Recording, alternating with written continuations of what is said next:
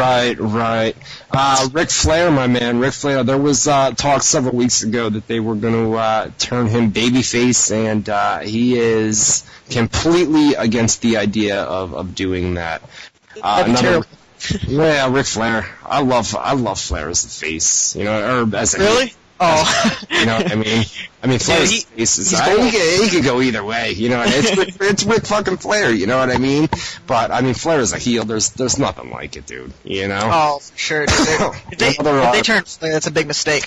Yeah, they'd eventually do AJ versus Flair at some point. I would guess. I don't think it should be anytime soon. They should continue the current storyline that they have going, but you would do Ric Flair versus AJ Styles at the end. It's going to happen eventually. It's just for sure, dude. Short. Dude. Yeah, right, dude. Another backstage Ric Flair note: his wife Jackie was at a recent Impact tapings. His daughter Ashley was there as well. Is that the one that beat him up? Jackie? I think it may be. I think because didn't they reconcile? Didn't TMZ say that they reconciled or something? I didn't even catch it, bro. I just know pain is love.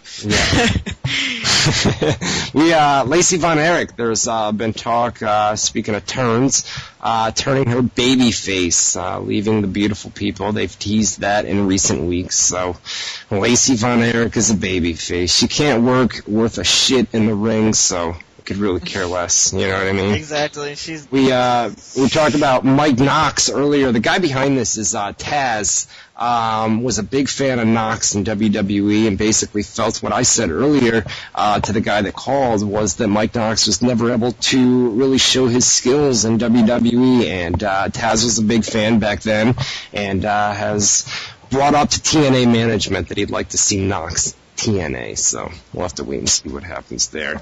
Eric Bischoff has been in talks with Spike TV about basically it would be a show similar to WWE's Tough Enough from back in the day. I'm guessing TNA stars would be involved, possibly something to do with Team 3D's wrestling school. Where they would bring guys in from there as well and then have some of the TNA talent train them in a TNA version of Tough Enough. And there's been talks with Spike TV about making that happen sometime later this summer. That's those old gimmicks, bro. Yeah, man. Yeah, well, Tough Enough is always a cool show. Al Snow. I used to like Al Snow on it, dude. He was the man. Right. Yeah, Al was crazy. Well, Al's working for TNA right now as agent, right? Right. Homicide. There was some comments where basically he was on a radio show and made some comments about TNA management, basically said that he had no idea who his boss was not happy with his current TNA storyline.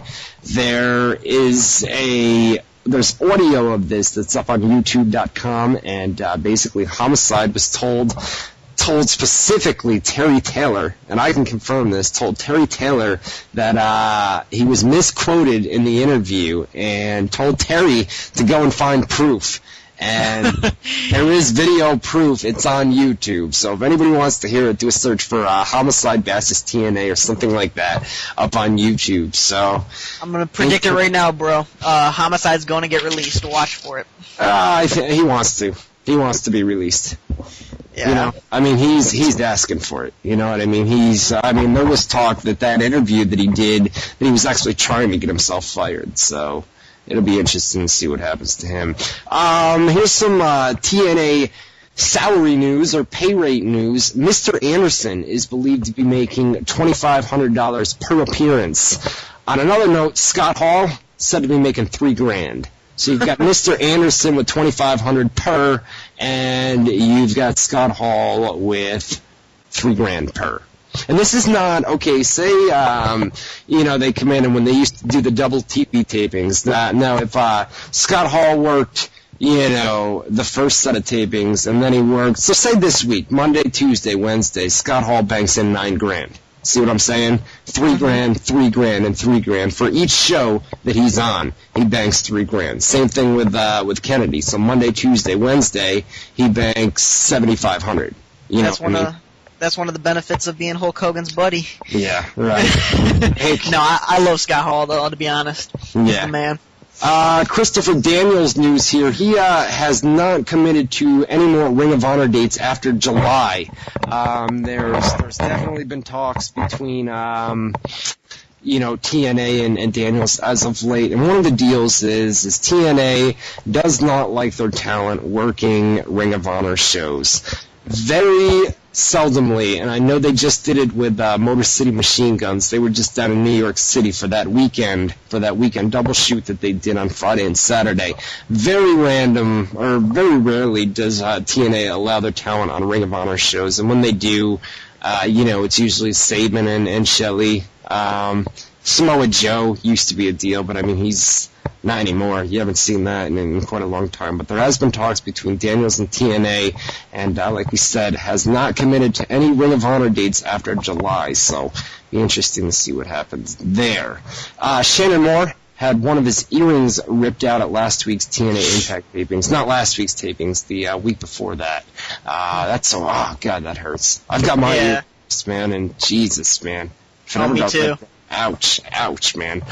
And what else? Sean Waltman, he is still with TNA, like we talked about earlier. So there's a deal with him. He needs to hurry back because Eric Young in the band is terrible, bro. Terrible. Yeah, I like Eric Young, man. I've always been a fan of Young, man. I've always been a fan of his work, man. Especially his mic work, and he's not bad in the ring, man. Eric Young? You serious? Okay, he has good in-ring work, but I cannot stand his mic skills. This guy, I mean, I feel like they've tried to get him over with the crowd every way possible, and still no reaction whatsoever from the crowd.